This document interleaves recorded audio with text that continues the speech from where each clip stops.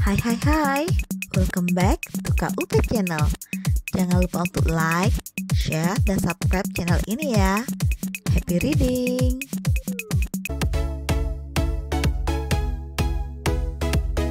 You Are Mine, Bab 5. Basah. Azura! Christian menyingkap selimut yang mengambang itu. Christian bahkan sampai masuk ke dalam bathtub itu karena saking paniknya. Dari ekspresi wajahnya saja sudah terlihat jelas dia sangat amat panik. Dia takut terjadi sesuatu yang buruk pada Azura. Apa yang harus dia katakan pada Saka dan juga ayah serta ibu Azura jika hal buruk menimpa Azura? Tapi kepanikan Christian itu sepertinya sia-sia belaka, karena ternyata di balik selimut yang dia tarik ke atas itu tidak ada Azura sama sekali. Sontak Christian mengenyitkan dahinya. Ia merasa sangat heran. Kemana dia? Seru Christian masih dalam mode bingung. Kau mencariku, Tian? Ucap Azura sambil membiarkan jari-jari lentiknya menelusuri pinggang Christian dari belakang. Christian yang kaget karena diraba seperti itu, refleks menarik tangan Azura hingga Azura tertarik ke depan. Dan karena kehilangan keseimbangannya, Azura pun terjatuh. Dia tentunya tidak lupa menarik serta Christian untuk jatuh bersamanya. Saat melihat Azura yang polos, Christian pun tidak bisa mempertahankan posisinya. Dan akhirnya mereka berdua pun masuk ke dalam bathtub. Christian langsung mengusap mukanya untuk menyingkirkan air di wajahnya. Dan hal pertama yang dia lihat adalah Azura yang tersenyum padanya. Semua rasa kesal atau apalah itu namanya sudah menguap. Christian sudah pasrah. Toh lihatlah dirinya sekarang, sudah seperti orang yang mandi kembang tengah malam. Hanya kurang kembangnya saja sih. Christian keluar dari dalam bathtub.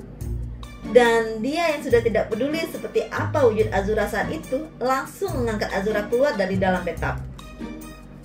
Christian mengambil handuk dan menutupi tubuh Azura yang saat ini malah senyum-senyum seperti orang kehilangan akal melihatnya. Kau adalah wanitaku malam ini, Jana Azura Harata. Walau Alhen akan membunuhku karena merebutmu darinya, aku tidak akan mundur lagi. Ucap Christian lalu menggendong Azura keluar dari kamar mandi. Christian tidak peduli jika kamar hotel itu jadi basah karena dirinya yang belum menanggalkan pakaiannya yang basah. Dalam hatinya, kalau pihak hotel ini komplain padanya, maka hotel ini akan dia beli. Dengan hati-hati, Christian membaringkan Azura di atas tempat tidur. Lalu, karena tidak mungkin baginya untuk memakai pakaian yang basah, maka dia pun menelpon pengawalnya yang bernama Atta.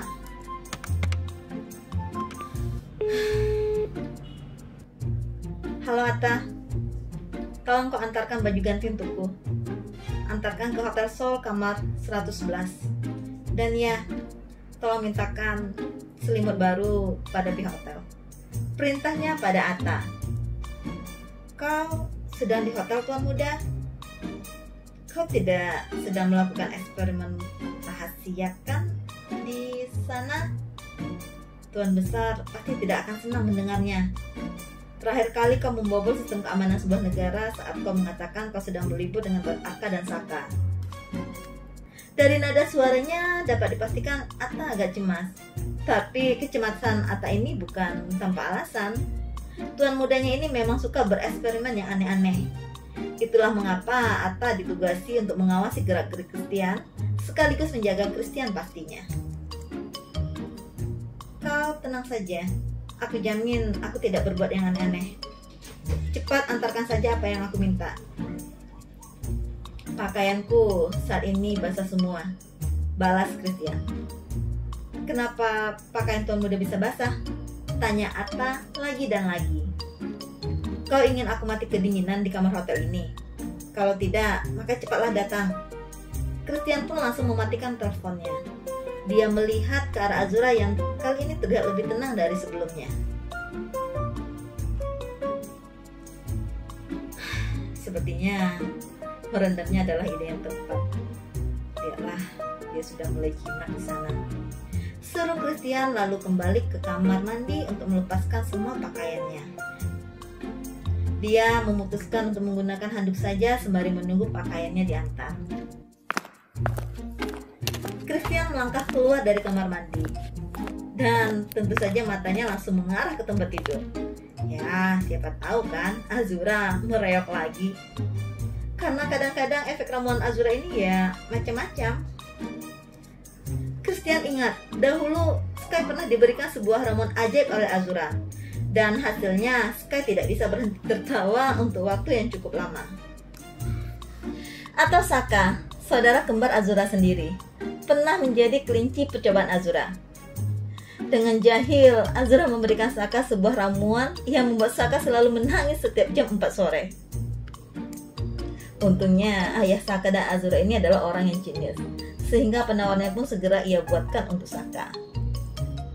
Semenjak saat itu, baik Saka, Sky, Arka, ataupun orang-orang yang sering main di rumah Saka dan Azura pasti akan berhati-hati dengan makanan dan minuman yang tergeletak begitu saja di rumah. Apalagi kalau ada Azura di sekitar makanan itu. Percayalah, makanan itu adalah makanan yang berbahaya. Meski tidak membuat orang yang memakannya kehilangan nyawa, tapi bisa saja hal lain yang terjadi. Seperti Arka yang pernah memakan donat yang telah dibubuhi sesuatu oleh Azura.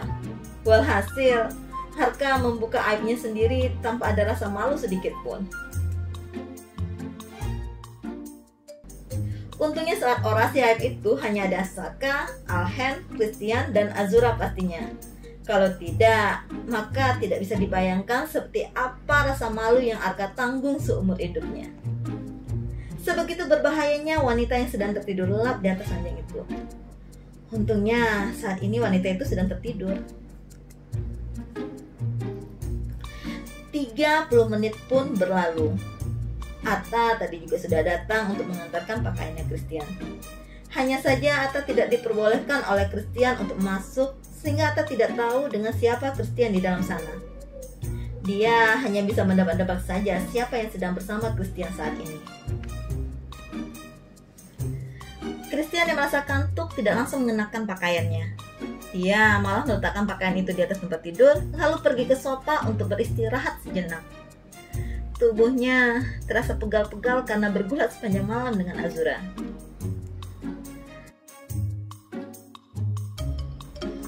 Meski sudah mengklaim Azura sebagai wanitanya, Christian sama sekali tidak ada niatan mengambil kesempatan dalam situasi saat ini.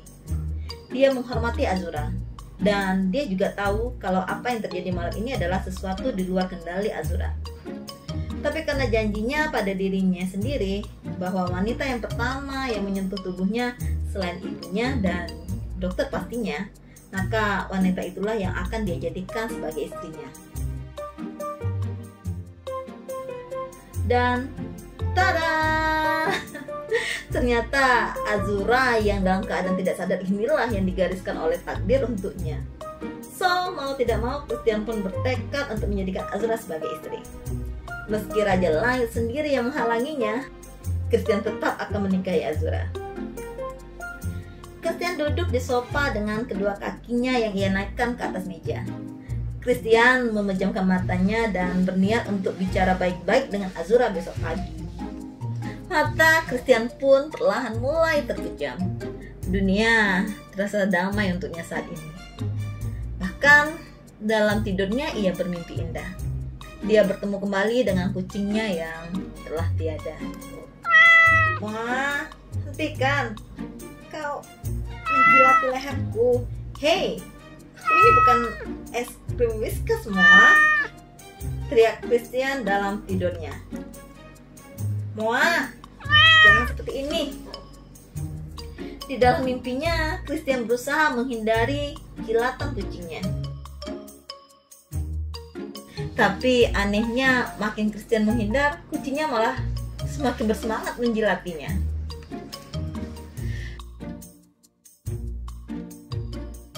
Namun lama-kelamaan Christian merasa ada yang janggal. Kenapa sensasi jilatan ini terasa semakin berbeda? Semakin lama rasanya semakin aneh.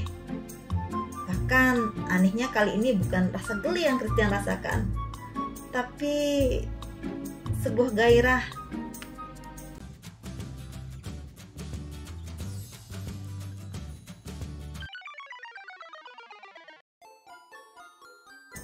Sepertinya pengaruh obat itu masih terus berlanjut. Apa aku tidak akan diizinkan tidur malam ini? Gumamnya tersenyum menatap Azura.